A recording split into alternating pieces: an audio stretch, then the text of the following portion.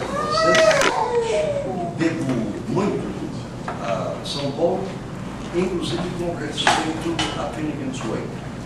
Meu primeiro contato com a obra de Joyce foi através do movimento concretista.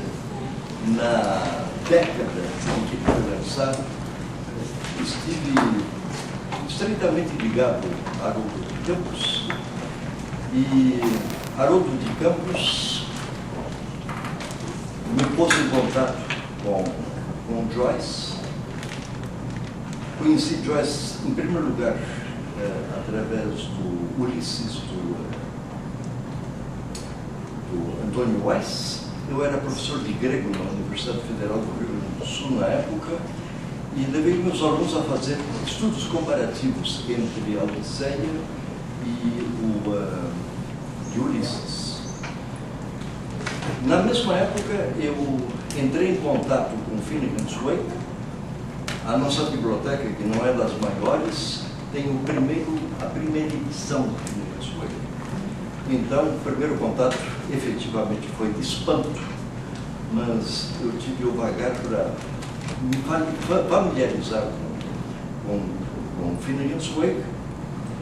E uma outra circunstância é que, fora de São Paulo e Buenos Aires, Porto Alegre é uma das cidades mais lacanianas da costa do Atlântico. E Lacan, quando tinha 16 anos, ele teve a oportunidade de ouvir leituras públicas do Ulisses, quando estava sendo escrito em Paris, e isso marcou definitivamente. Tanto assim que no Seminário 23 ele deduz um conceito psicanalítico diretamente de Finnegans Wake. Então não é um psicanalista que analisa Finnegans Wake, mas um analista que deduz conceitos psicanalíticos da obra de Joyce. E os grupos lacanianos estão muito familiarizados com esse contato de Lacan com Joyce, e eu dava seminários num desses grupos, e eles me solicitaram para que eu falasse sobre Joyce. Nós tínhamos o panorama de Finnegans Wake, e o grupo achou que a gente deveria ter um conhecimento mais completo de Joyce. Pois bem, aí eu comecei a traduzir, porque não havia outra pessoa que eu fizesse, não que eu tivesse pessoalmente inclinado, e fui favorecido pela bibliografia que já existe sobre Joyce. Joyce é hoje um dos autores mais estudados de língua inglesa. Eu tratei de adquirir os livros que eu podia sobre Joyce, inclusive sobre o vocabulário de Joyce, que é um vocabulário que não se pode dominar. Ele trabalha com 60 mil verbetes. Isso é quase um dicionário. Mistura línguas, não só línguas europeias, mas inclui idiomas da Índia e de outros lugares. Enfim, é uma espécie de aproximação das línguas que se falavam no Império Britânico. O Império Britânico, no início do século XX, dominava direta ou indiretamente 90% do globo terrestre, de modo que o mundo era inglês.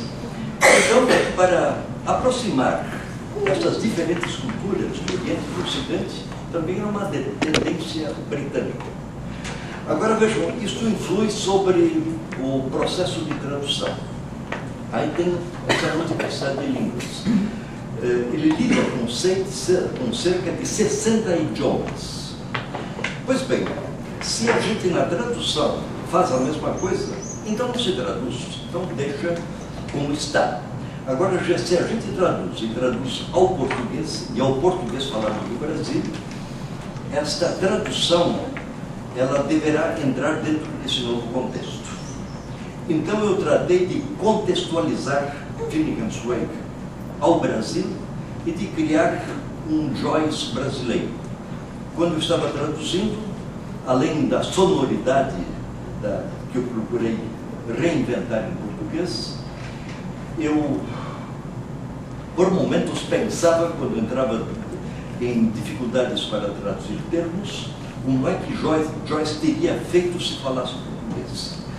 E nós já tínhamos uma tradição em aproximação de falares do Brasil, feito também em São Paulo por Mário de Andrade.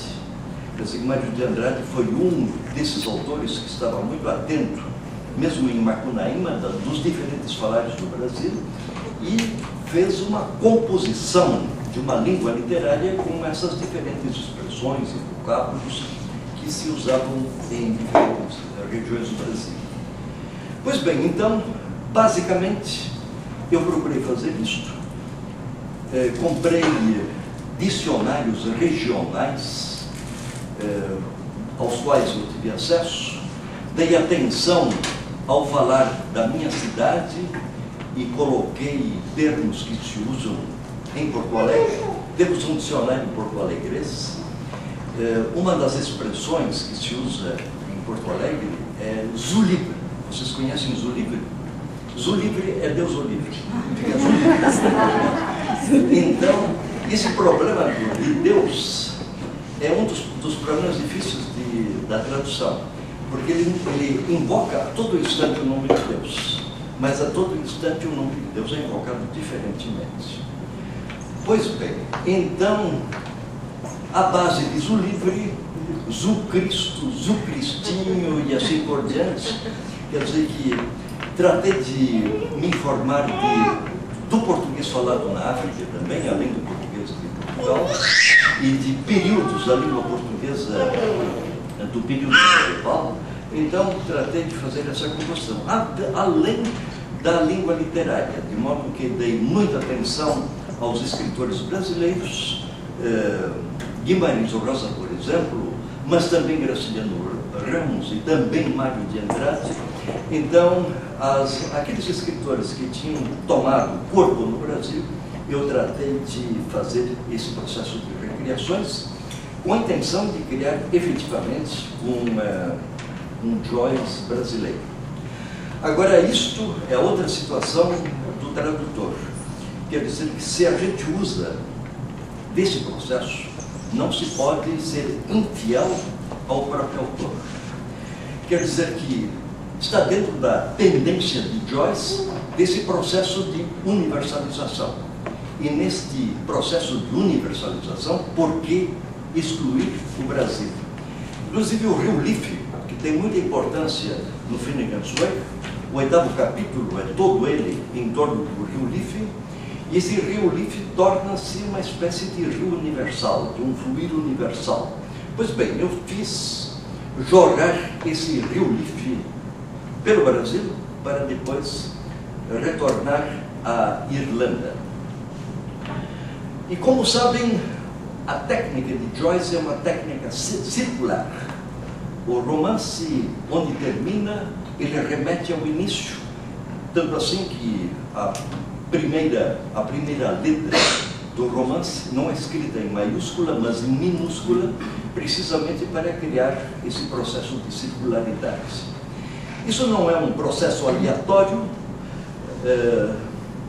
Joyce é leitor de Nietzsche, então esse pensamento de Nietzsche, do eterno retorno, entra no processo joyciano também, de sorte que este retorno é um processo de renovação, é uma contínua repetição sem ser repetição.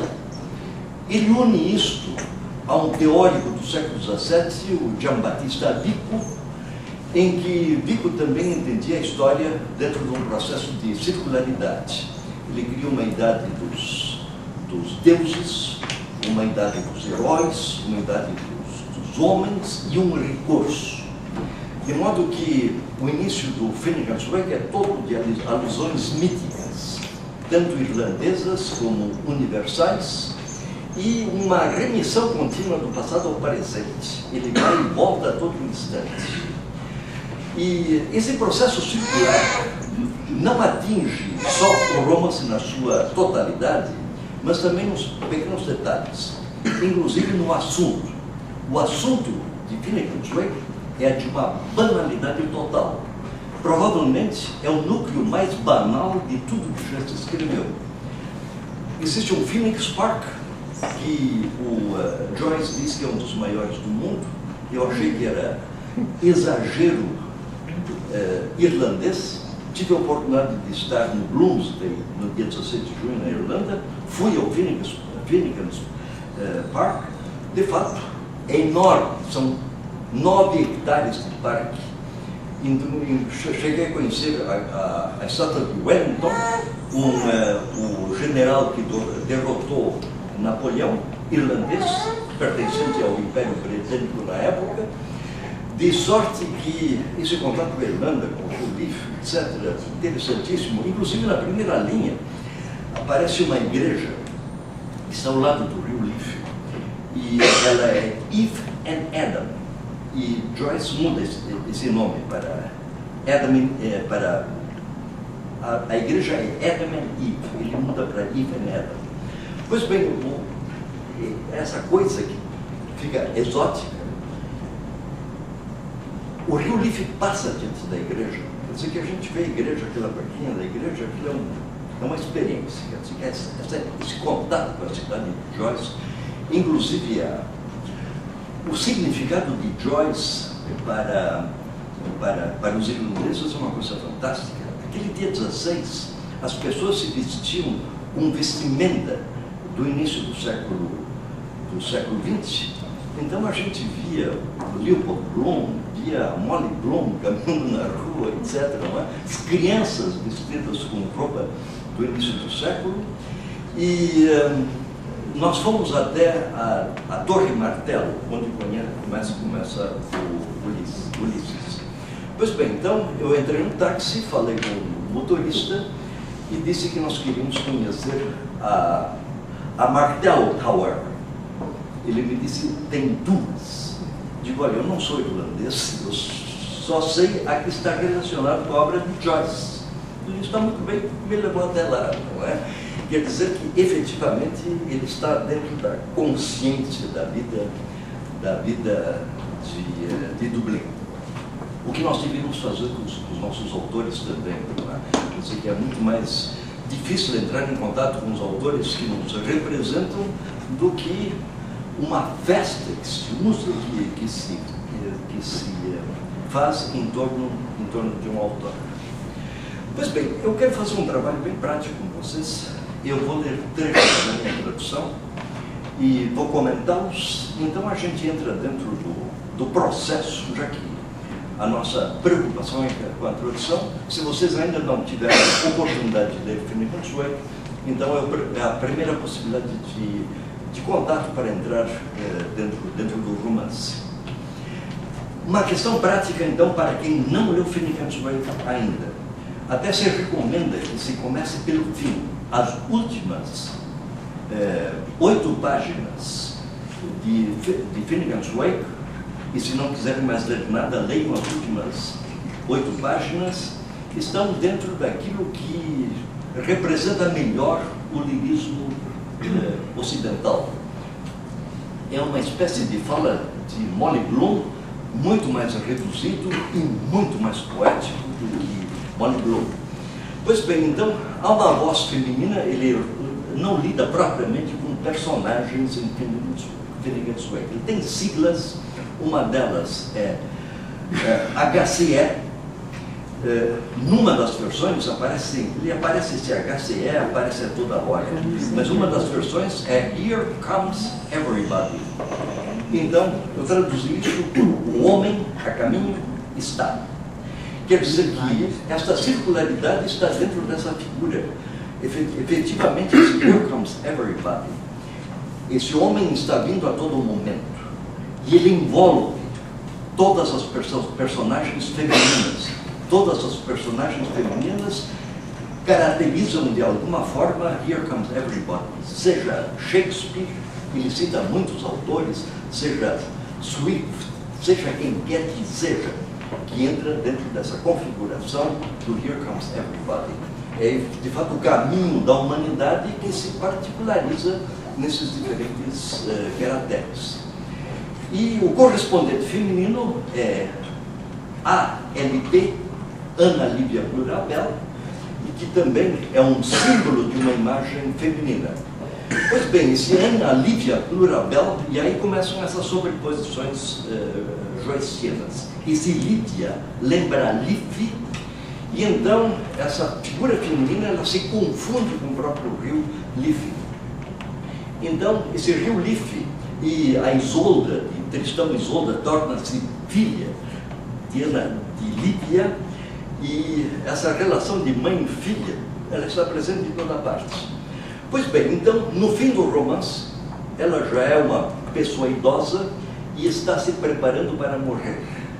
Então é o rio que se lança para dentro do mar, e essa figura feminina que entra para dentro, entra na morte.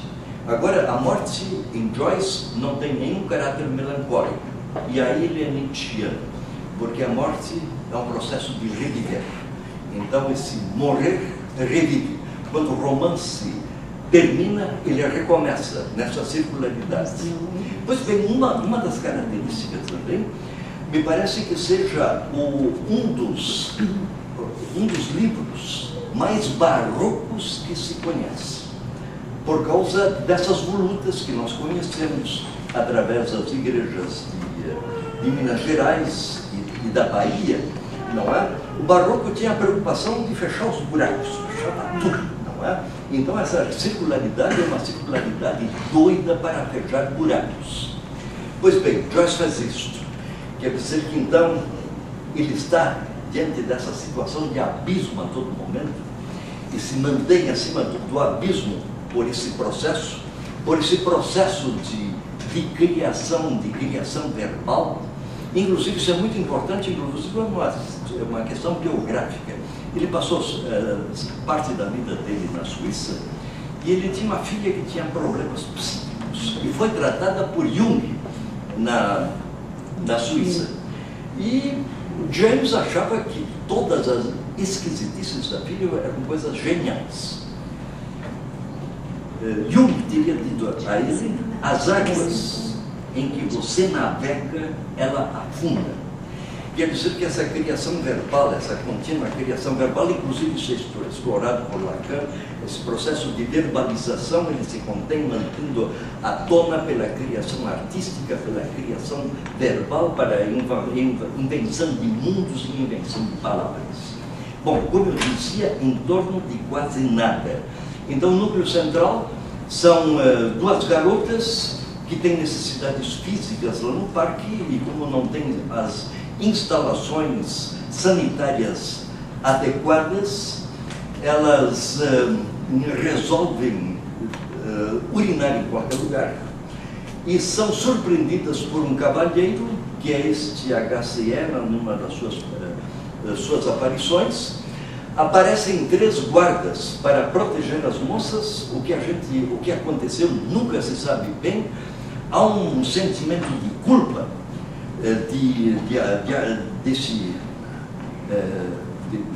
desse personagem central do HCE com respeito ao que aconteceu, mas o que aconteceu a gente nunca sabe, de modo que gira em torno disso.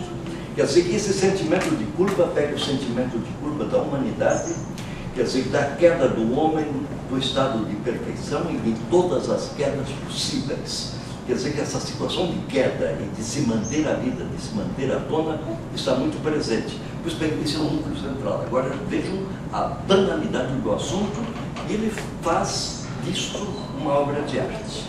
Pois bem, então, aquele rio, ele se dirige ao mar, precipita-se no mar, e então a LP lembra todo o passado, rememora o passado, enquanto ela vai se dirigindo para o mar. Então o romance retorna a partir daí.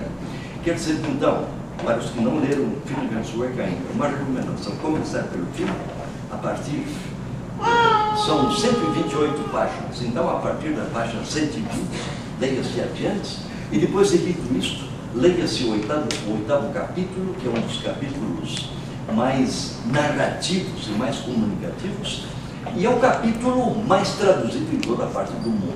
Quer dizer, em lugares onde não se ensinava nada de Joyce, existe uma tradução do oitavo capítulo, que é esse capítulo em que duas lavadeiras, os assuntos sempre são de uma banalidade total em Joyce, em que existem duas lavadeiras que estão ao lado do rio, uma conversa com a outra, e o capítulo termina quando vem a noite, e quando o rio se alarga, elas não se entendem mais, e aí termina o capítulo. Mas ele retoma os episódios e a caracterização dos personagens no capítulo, de sorte que, para pegar a engrenagem do romance, o capítulo 8 se recomenda. Pois bem, então eu vou fazer o seguinte, eu vou ler a última parte, as últimas linhas do romance, e depois passamos para o início. Quer dizer que já sabem que aí está a entrada no rio. Pois bem, agora a linguagem para Joyce é um elemento fundamental. A linguagem passa a ser personagem. Já foi personagem em Ulisses e passa a ser personagem em Joyce. Então é um romance, inclusive poderia-se dizer que a referencialidade, ele anula a referencialidade, inclusive sobre os nomes próprios. Quer dizer, é um romance que se passa em Dublin, mas os nomes geográficos ele muda sempre. As alusões a Shakespeare são muitíssimas, e ele nunca escreve Shakespeare do mesmo jeito. Então, muda o nome de Shakespeare. Quer dizer que ele rompe com a referencialidade e fica nessa situação puramente verbal. Quer dizer que isso tem importância, porque então se entra dentro deste mundo onírico de Finnegans Wake. Finnegans Wake completa Ulisses, porque Ulisses termina às 2 horas da manhã e Ulisses termina às 2 horas da manhã e o Finnegans Wake começa quando começa a escurecer e termina quando o dia amanhece. Então temos 24 horas na cidade de Dublin. Em Ulisses temos a viagem a Dublin diurna, e em Finnegans Wake temos a Dublin noturna. E o que ele procura, o que ele faz nessa Dublin noturna, ele aproxima a linguagem do romance à linguagem onírica. Quer dizer que isso explica toda a invenção verbal, inclusive esse rompimento com a realidade vivida. O sonho tem uma lógica, mas é uma lógica diferente da vida diurna. Então essa invenção verbal, que não é uma língua comunicativa, mas é uma língua onírica, se explica através dessa experiência onírica. Ora, se faz alusão a sonhos na literatura ocidental desde o princípio. Mas os sonhos, quando são narrados, eles são narrados com a linguagem que a gente fala todos os dias. Pois Joyce procura aproximar essa linguagem diurna da linguagem do sonho. Já tenta fazer isso no final do Ulisses, aquele monólogo de Molly Bloom se coloca entre a vigília e o sono, e em Finnegans Wake esse processo ele se adensa. Tanto assim, os capítulos mais obscuros de Finnegans Wake estão no meio do romance. Quer dizer que na hora em que o sono é mais profundo. E então, quando o dia começa a clarear, clareia a linguagem também. Quer dizer que ela não fica totalmente clara, mas dentro desse lusco-fusco. Quer dizer que é uma personagem, a linguagem é a personagem. Quer dizer que é a linguagem que está dormindo, é a linguagem do sonho, é a linguagem onírica.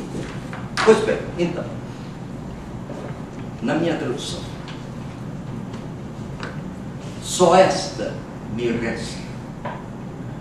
Paro e porto comigo para remembrança de Liv, suave esta manhã, tanto a nossa. Sim, leva-me contigo, papito, quando quedos percorremos a feira dos brinquedos.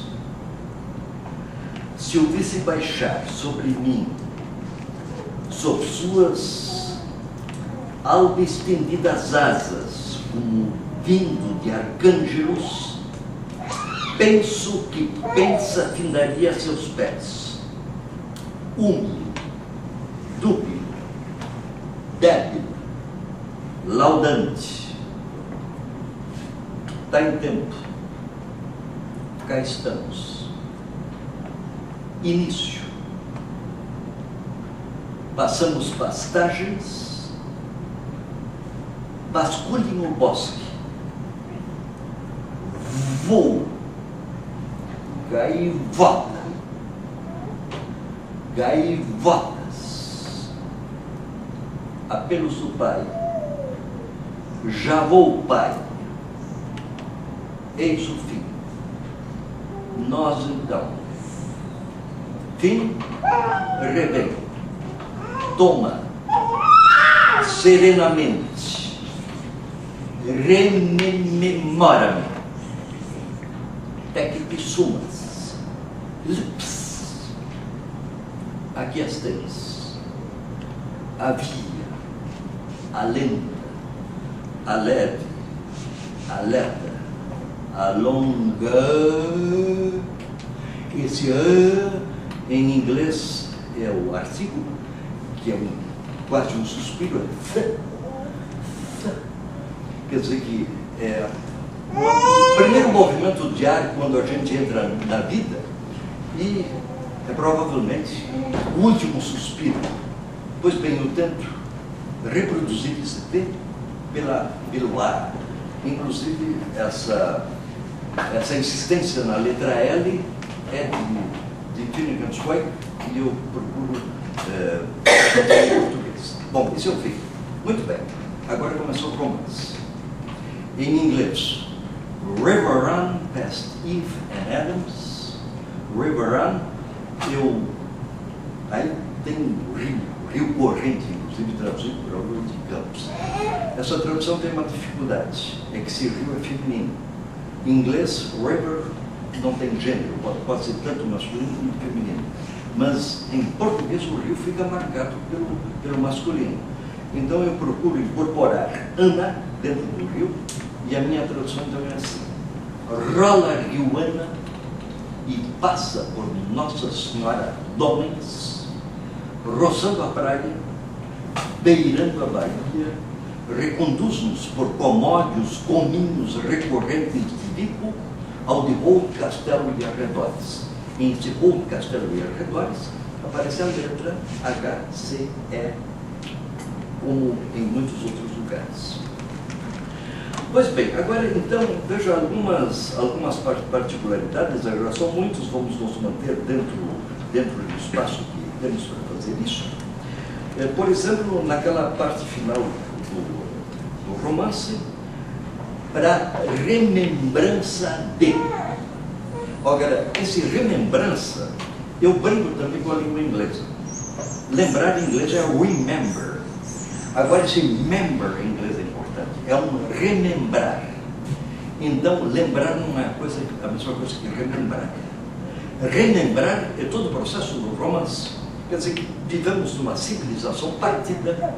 A Torre de Babel é importantíssima em Joyce, uma alusão já no início do romance A Torre de Babel. E como sabem, a Torre de Babel bíblica, ela é aquela pretensão da humanidade primitiva de construir uma fortaleza contra uma eventual intervenção de Deus. Ela fracassa porque as línguas se confundem e os povos se espalham. Quer dizer que então a confusão das línguas começa em Babel. O processo de Joyce é antibabélico, é reunir aquilo que se desmembrou. Então esse remember é importante. Então cria-se para remembrança de. Pois bem, e aproveitei então sonoridades como, por exemplo, linguagem coloquial em português. Coloquialmente em português, em vez de está, nós dizemos tá. Eu aproveito citar da língua falada em português. Então, por exemplo, tá em tempo. Então eu tenho essa exclusiva de 2 T's, tá em tempo. Quer dizer que então não é uma incorporação aleatória da linguagem coloquial, mas é um aproveitamento literário da linguagem literal como fizeram vários escritores do Brasil, e principalmente Guimarães Rosa. Pois bem, agora, Joyce tem o seguinte nesse processo de escrita: ele costuma concentrar, às vezes até o romance todo, em fórmulas bem pequenas. Então ele tem esses dois processos antitéticos. Quer dizer que essa exuberância barroca e, por outro lado, a concentração. Quer dizer que o romance já está concentrado nesse river run. Quer dizer, esse river run é do verbo to run em inglês, river, etc., mas também evoca a rune, não é? Rune é uma escrita cuja base é do alfabeto latino, que se usa em algumas regiões da Europa e que também assumiu um caráter hermético, um caráter fechado. Pois bem, esse river, o rio, ele passa pelas runas. Onde estão as runas? As runas são o próprio romance. Então é um fluir através das palavras, através das runas. Então, rola, rio, Ana. Quer dizer, para preservar essa alusão a runas, eu não traduzo como rio, mas rio, como se diz em algumas regiões do Brasil, inclusive do Rio de Janeiro. O Rio de Janeiro é rio, não é rio, não é? Quer dizer, então, essa fonética brasileira, ela me permite de sobrepor a rio, runa, por exemplo. Então, essa passagem é através das runas. Agora, ele começa com letra minúscula. Uma dos processos é de ligá-lo ao fim. Mas, enfim, este river run, o roller humano, que passa por Eve and Adam, alude evidentemente ao paraíso. Essa alusão ao paraíso é contínua, ao primeiro casal de homens. Agora, na concepção joyciana, a história da humanidade não começa no Jardim do Éden. Existe um fluir que chega até o primeiro casal de homens e depois, então, começa a proliferação. Pois bem, então, aí o processo de abrasileiramento. Rola Riuana e passa por Nossa Senhora d'Homens. Eu escrevo homens com O-H, não escrevo com H, escrevo com H-U, mas O-H, porque existem igrejas no interior do Brasil chamadas de Nossa Senhora do O, que são igrejas consagradas a Maria. Então, parece que vem de ladainhas. Então, ó Virgem, ó isso, ó aquilo, passa por Nossa Senhora do Ó. Muito bem, então ela passa por Nossa Senhora d'Homens. Joyce diz, River Run past Eve and Adams. Ele antepõe Eve a Adam, com várias alusões. Enfim, a mulher é a fonte da vida, então a mulher é geradora. Agora, não há nenhuma intenção feminista em Joyce nessa anteposição, porque ele roda. Então, esse rio passa por Nossa Senhora dos Homens, roçando a praia, beirando a baía, Bend of Bay em inglês. Bay eu traduzo por Bahia, mas Bahia é escrito com H. Então, já estou no Brasil. Então, beirando a Bahia, reconduz-nos por comódios, cominhos, em vez de caminhos, porque a Bahia é culinária, então, cominhos, recorrentes de Vigo e Aparecibico, e retorna ao Rolo Castelo de Arredores. Quer dizer que, então, aí existe um abrasileiramento escancarado de James Joyce. Quer dizer que não é por acaso que se dá isso tanto na língua, como na sonoridade, como em alusões geográficas, que se faz com que se processe esta aproximação. Quer dizer que, então, dentro desta intenção universalizante de Joyce, esse processo de aproximação. Pois bem, então, em seguida, ele abre um parágrafo em que ele se refere a Tristão e Isolda. Agora veja aí esse processo de sobreposições, quer dizer que ele engloba a literatura ocidental, anula o tempo, porque ele salta de um momento para outro. Tristão e Isolda é uma lenda que começou a aparecer pelo século XII e houve todo um ciclo de Tristão e Isolda na Idade Média, não é?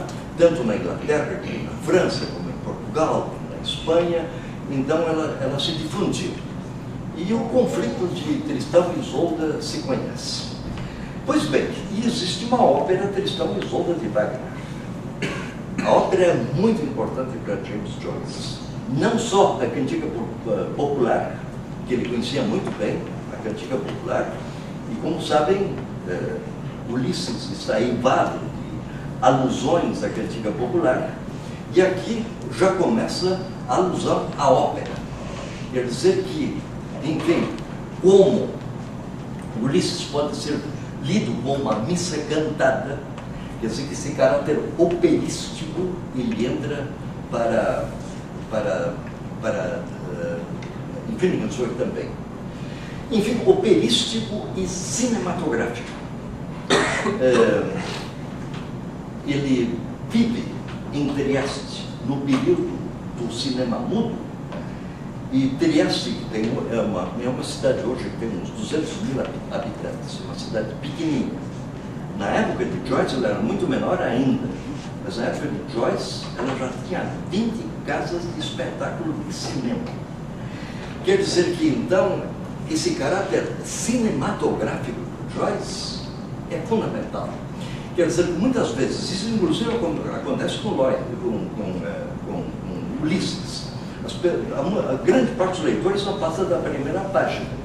Agora, se as pessoas se habituassem a ver e deixassem o processo de entender para um outro momento, a visibilidade, inclusive aquele Buck Mulligan, sobre a torre, abençoando montes, etc., ele é absolutamente cinematográfico. Quer dizer que existem páginas em Joyce, tanto no Finnegan's Wake como no Ulisses, que são absolutamente cinematográficos. Quer dizer que essa aproximação de uma narrativa cinematográfica, inclusive do processo de montagem, que depois foi aperfeiçoado por Eisenstein, por exemplo, esse caráter de superposição também é de caráter cinematográfico, não é? Inclusive depois não podemos retornar, é isso um pouco mais adiante, ele tem um parágrafo que é absolutamente cinematográfico. Então, uma outra, nesse caráter de sobreposições, existe um herói, Finn, na Irlanda, que é lendário, mas existe também um Finnegan, que é pedreiro. E esse pedreiro, ele bêbado, e na Irlanda se bebe muito. Quer dizer que essa situação do fluir, do fluxo pelo corpo feminino, do fluxo, enfim, pela cidade, pelo mundo, também está sempre ligado a essa questão da bebida. Quer dizer que o livro de Gênesis, ele se confunde com Guinness, que é a cerveja irlandesa.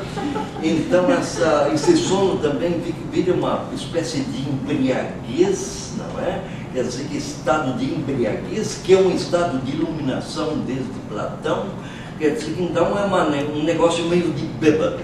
Pois bem, então esse Finnegan pedreiro, ele sobe numa escada, ele cai da escada, bate com a cabeça no chão, morre e se faz um funeral. Agora, na Irlanda, funeral, como em algumas regiões do Brasil, é festa, as pessoas bebem, contam anedotas e coisa e tal. Muito bem, então esse Finnegan, féretro, corpo deitado, recebendo as últimas homenagens dos seus amigos, pingam algumas gotas de whisky por cima dele e ele começa a se mexer. E aí vem o narrador e manda ele ficar, porque o lugar do morto é ficar mortinho e não assustando a gente. Né? Bom, Isso narrado por Joyce na minha tradução assim.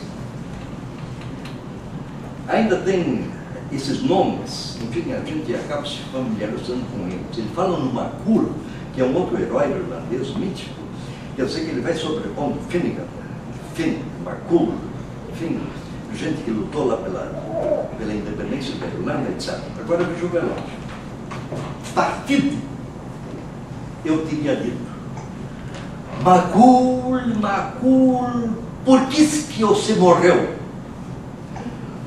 Foi de sede em que tormentosa merdinha, chopes aos chopos, no dofinado veludo velório, estrelas de toda a nação, a prostração da consternação e a duodizimante profusiva pletora de ululação. Havia porfia, pedreiros, casados, delgados, violeiros, marinheiros, cinemen, de tudo.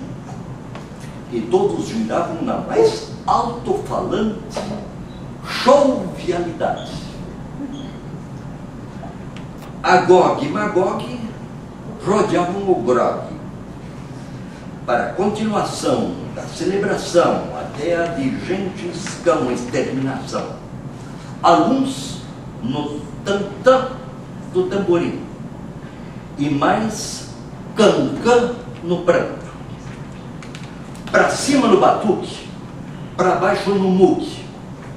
Tá duro, soberbo, o priapo d'Olinda. Se houve cabra alegre no tablado, é o final. A fila encome a pipa de pedra que pingue cebada, adonde neste cosme triste escutarás loisa igual, ir de profundis e dar desta a fé deles, acomodar um salmão em seu derradeiro leito, com um apocalipse de finisque aos pés e uma genesíaca barriga da loira espumante à cabeça, até que o total do fluido flua ao total do fluminado, ou este é o velório. Quer dizer que visualize-se essa situação, ponha-se isto na tela, não é preciso nada, tudo. Quer dizer que, enfim, toda essa congregação de gente em torno do finado, existem alusões do romance em todas as direções, de modo que a gente poderia recompor o romance aqui. Inclusive o final. Esse o final, ele abre o 8º capítulo, o final. Pois bem, esse o final é uma alusão ao alfabeto grego, em que a última letra é ômega, portanto O, e O, em francês, sonoramente, escreve-se diferente, mas é água. Então, neste O tem que ser essa água, esse fluido, esse fluxo, etc. Bom, então retornemos ao princípio. Então, no segundo parágrafo se faz a alusão a Tristão e Isolda. Então, Tristão, violeiro de amores, da além do mar encapelado, não tinha paz ancorado, reveniente de norte harmônica, a estas bandas do istmo escarpado da Europa Menor, para o virulento conflito de peninsolada guerra. Pois bem, aí tem o conflito de Tristão e Isolda. O Tristão, depois do insucesso dele com Isolda, que casa com o tio dele, ele vai para a Europa, chamada Armórica, uma região chamada Armórica. Ele vai para a Europa e ele coloca Isolda neste peninsolada guerra. Tem uma série de alusões, mas inclusive então esse isolamento da Irlanda, Isolda, etc., estão presentes nessa guerra. Isso é só o início do segundo parágrafo, mas vamos ao terceiro. O terceiro é importante pelo seguinte: no terceiro parágrafo aparece o primeiro trovão de Finnegans Wake. Há 10 trovões em Finnegans Wake, todos eles de 100 letras. O último tem 101 letras. Por que 101 letras? Aí a continuidade. Quer dizer, então 100 é um número completo e o 1 reabre a narrativa. Essas 101 letras lembram também 1001 noites, 1001 histórias. Quer dizer que o Finnegans Wake pretende ser uma espécie de 1001 noites, uma narrativa para não se morrer, para estar sobre a morte, enquanto se fala se permanece vivo. É a situação da narradora das 1001 noites, não é? Condenada à morte, mas enquanto ela fala está viva. É a nossa situação de vida. Quer dizer que o nosso falar é uma luta contra a morte. Quando silenciamos, e silenciamos definitivamente, nós desaparecemos por não falarmos mais. Entramos na zona do silêncio. Então você sai da zona do silêncio e você retorna para a sua zona do silêncio. E esse silêncio que é gerador de tudo, de todas as possibilidades, de todas as formas de vida, tem abismo de silêncio e que nos envolve, é a nossa origem e o nosso destino é o silêncio. Pois bem, então esse trovão, ele é feito para sacudir a humanidade. E esses trovões aparecem em Vigo também. Então, esses trovões assustam a humanidade primitiva e o homem adquire consciência da sua situação humana, dessa situação de susto sacudido pelo trovão. Não traduzir os trovões, porque, enfim, não tem sentido, porque ele mistura todas as línguas dos trovões. A importância desse primeiro trovão é que já na primeira página em Finnegans Wake entra português. A presença do português no Finnegans Wake é muito importante. Isso não por acaso, porque Wellington, antes de combater Napoleão, ele prestou serviços militares na Índia. Então veio e o ataque ao Império Napoleônico se deu através de Portugal. Muito bem, aí a língua personagem, quando ele entra em Portugal, aparece o vocabulário português. Da mesma forma, quando ele vai para a Holanda aquosa, aí vem a abundância de palavras de origem holandesa. Quer dizer que aí é esse caráter de personagem da língua. Pois bem, então, agora o português tem uma palavra para trovão fantástica, assim, trovão. Eu sei que esse trovão sacode na própria palavra, e ele põe esse trovão no trovar, trovário, trovão. Quer dizer que esse trovão é música, e entra na música, uma musicalidade universal dessa musicalidade vivida. Ler esses trovões é muito complicado. Já ouvi várias leituras feitas por artistas que são fantásticas. Então, tolere a minha inabilidade para ler trovões. Ainda é uma palavra quilométrica. Então, aquieto. Ba, ba, ba, dalgara, da, caminha, rom, pom, brom, toneron, tumon, tum, trovar, o vent, jonto, rumor, deneturnuk, dum dantanho, balscritado, bilionário é um milionário velho. Balscritado é aquela queda lá em Boston. Já está no fim, John? Não. Não? Pois bem. Então, quantos minutos vai dar tempo? Nós temos 10 minutos aqui, aí você vai continuar um pouquinho depois. Sim, não, mas eu gostaria, inclusive, de conversar com vocês, vou terminar por aqui. Então, do Dantanho, balscritado bilionário, é recontada cedo no leito, depois, sabe, vive viva no conceito ao longo de toda a cristã ministerialidade.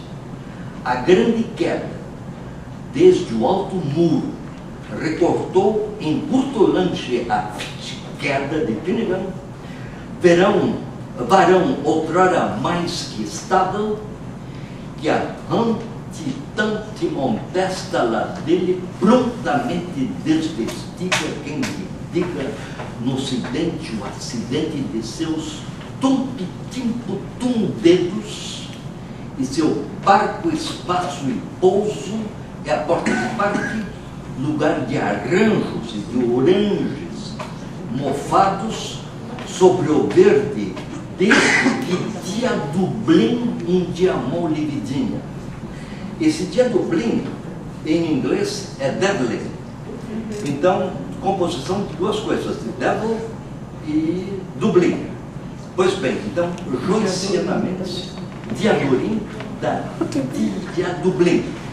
Diadorim que tem coisas com o diabo também, não é? Quer dizer que essa presença do diabo é muito forte em Guimarães Rosa. Quer dizer que aí, vejam, ele começa na queda da Bolsa de Valores de Wall Street. Passa por todas as quedas do mundo, inclusive a queda adâmica. Chegando na queda adâmica, ele está no paraíso. Agora, o amor, desde a origem, está ligado com o diabo. Quer dizer que é o diabo que seduz Eva e coisa e tal, e essa sedução feminina por parte do diabo, ela infesta o romance de Joyce. Quer dizer, então, esse processo de fazer com que o romance passe pelo Brasil. Pois bem, só mais um outro episódio para terminar. Ele é muito afeiçoado a Ibsen. Ibsen tem uma peça chamada Solness, o Construtor, uma peça que em outros tempos eu vi. Ibsen era muito representado no Brasil. Esse Solness é um arquiteto que sobe numa torre, ele cai lá de cima e morre. Muito bem. Volta a fazer alusão lá àquela queda do Finnegan, etc. Pois bem, esse arquiteto, o Big Master, ele cai porque ele tinha vertigens de altura, ele não podia fazer isso, sabia disso, mas enfim, por uma razão lá da peça, ele faz isso. Pois bem, ele cai. Pois bem, então o Joyce apresenta ele como the stuttering hand, quer dizer que uma mão que gagueja. Esse gaguejar em Joyce é muito importante. Essa é uma gagueira de bêbado, gagueira de homem preocupado, gagueira de culpado. Pois bem, agora, enfim, é todo gago, é a mão gaguejante. Esse artista, arquiteto, também é arquiteto do romance, quer dizer que é uma mão gaguejante que escreve. Essa gagueira deve ser no próprio romance. Então, o Big Master Finnegan, o mão gaga, pedreiro de livre pensar, vivia na via mais larga imaginável, no seu rútil habitáculo, muito longe para mensagens antes de juízes josuecos nos terem dado números ou helvíticos tenha cometido o Deuteronômio em outrantôntem. Ele machadeou a cara e instige as águas nas cubas do Brás para vislumbrar memórias pósteras. Mas antes de o Queiroz sair desta, por artes de Moisés, até a água tinha evaporado. Brigo aqui com Machado de Assis e essa do Queiroz. Ele faz isso com Stern e um outro autor. Então, para abrasileirar, ou então para colocar dentro do clima português, ele substitui os autores por autores brasileiros. Muito obrigado, quero ouvir-vos antes que o John encerre essa sessão.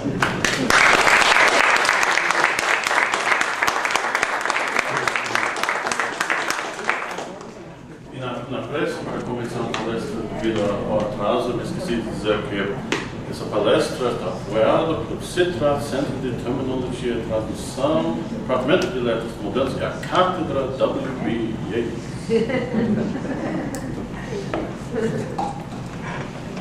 Aberto para discussão, perguntas?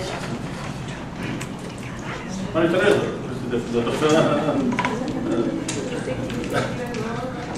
acho que deixa uma diferença desse documento, defender o doutorado de manhã melhor.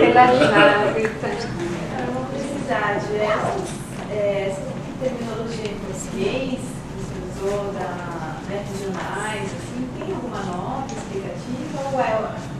Não, eu sou contra notas explicativas dentro da escola de Haroldo de Campos.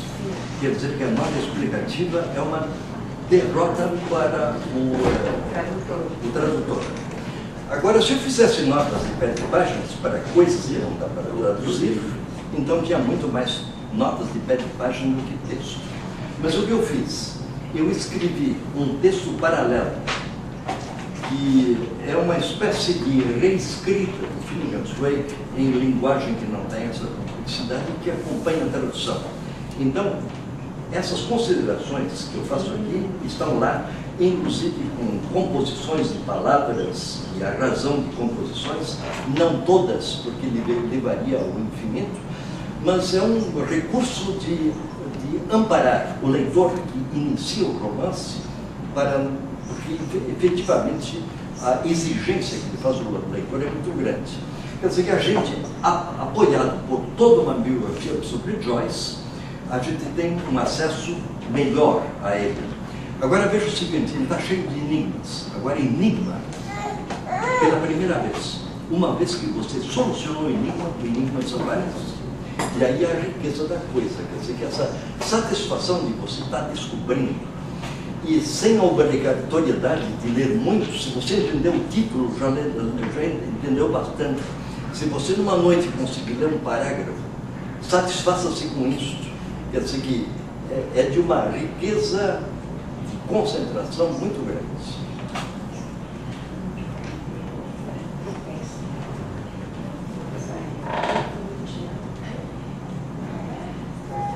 Só para ocupar o espaço aqui. Fiquei curiosa do rio, peixe fino, pensei em fino, que é quilha do barco, né? Fino também é um barco de um veleiro. Aí o senhor falou de salmão, eu fiquei pensando nos peixes que eventualmente haveriam lá. Assim, sim, os peixes, ele tem uma forte formação cristã. Ele estudou no... Por isso, inclusive, o Bob Mulligan chama ele de um jesuíta execrado e com sangue correndo, sentido contrário. Alusão à Bíblia em todas as páginas e muitas alusões à Bíblia. Também é o peixe, o símbolo do cristianismo. É Cristo. Cristo como peixe. Peixe que se come e com a mesma coisa, esse Cristo que morre e que ressuscita. Quer dizer que esse fim também é Cristo. Não é? Ele sobrepõe absolutamente tudo, quer dizer que aproxima tudo. Esse é o efeito antibabélico, efetivamente com todas as experiências de peixe, porque enfim, a Irlanda rodeada de mar. Reações de leitores? Reações de leitores? Bom, a reação é o seguinte, vai aparecer pela Ateliê, que publicou o romance, agora o Finnegans Wake num volume só. De venda ele está muito bem. A tradução começou em 1999 e já está em terceira edição. E uma edição de 3 mil exemplares. Quer dizer que vender 9 mil exemplares de Finnegans Wake no Brasil e que a editora resolva fazer uma edição popular numa edição cara, porque foi bilíngue, tem 5 volumes, agora será um Joyce efetivamente popular. Mas o Brasil é fantástico. Assim, deve ser um dos maiores países em que lê Joyce a partir dos contos, a partir do Ulisses. Agora já tem 3 traduções, não é? E a tradução de Weiss já está acima da 10ª edição. Mas o Brasil é uma coisa fantástica. Quer dizer que no Brasil não se lê. Acho que muita gente vai receber o Finnegans Wake para presente de Natal. Pois E o Galindo está traduzindo também. Não, Galindo traduziu o Ulisses. Não, mas está. Finnegan's Parece Wake. que o Finnegan's Ah, Wake. sim. Eu li no jornal, não sei ultimamente. Eu fiquei curioso sobre esse abrasileiramento do Finnegan's Wake, porque tanto o Ulisses como o Finnegan's Wake é um olhar do mundo, mas é um olhar do irlandês, né? Sim. O Finnegan's Wake é tanto é que um olhar do irlandês bêbado num pub à noite em Dublin, né? Sim. Então como que se deu esse abrasileiramento? Como é que o senhor acha que foi possível isso? Bom, agora veja o seguinte, nós já temos um Joyce antes de Joyce do Rio de Janeiro. Machado de Assis nunca sai do Rio de Janeiro. Tá? Quer dizer que, inclusive, essa preocupação da morte, quer dizer que se memórias póstumas de Brás Cubas, quer dizer que o sujeito escreve depois que morreu, quer dizer que, enfim, tem que botar Machado de Assis dentro da... Machado de Assis é um escritor efetivamente revolucionário do século passado, ao nível de Tolstói e coisa e tal. Isso já é reconhecido pela crítica mundial. Quer dizer que aí você já entra nessa vertente que vai dar em Joyce. Quer dizer que nós temos que reler a literatura brasileira agora com vistas a O Joyce. próprio Tutameia, né, do Rosa. Como? O Tutameia, aquele... Perfeito, tranquilamente, perfeitamente. Quer dizer que aí nós entramos num clima efetivamente joyciano, de juntar esses pedaços de literatura. Quer dizer que nós éramos muito nacionalistas na literatura brasileira. Até bem pouco tempo, então, era teórico na literatura brasileira de acentuar o caráter brasileiro da literatura brasileira. Chegou o momento de abrir a fronteira e de colocar o Brasil, já que somos uma nação emergente, seremos uma potência mundial em 50 anos, se tanto. Não, Ainda mais na literatura irlandesa, né? Eles falam muito sobre a Irlanda, guerra. Eu achei muito interessante essa aproximação do Brasil com a Irlanda. Ah, não tem dúvida nenhuma, porque a Irlanda foi tão periférica como o Brasil em relação ao Europa. Quer dizer que então essa periferia é outra coisa que temos que pensar.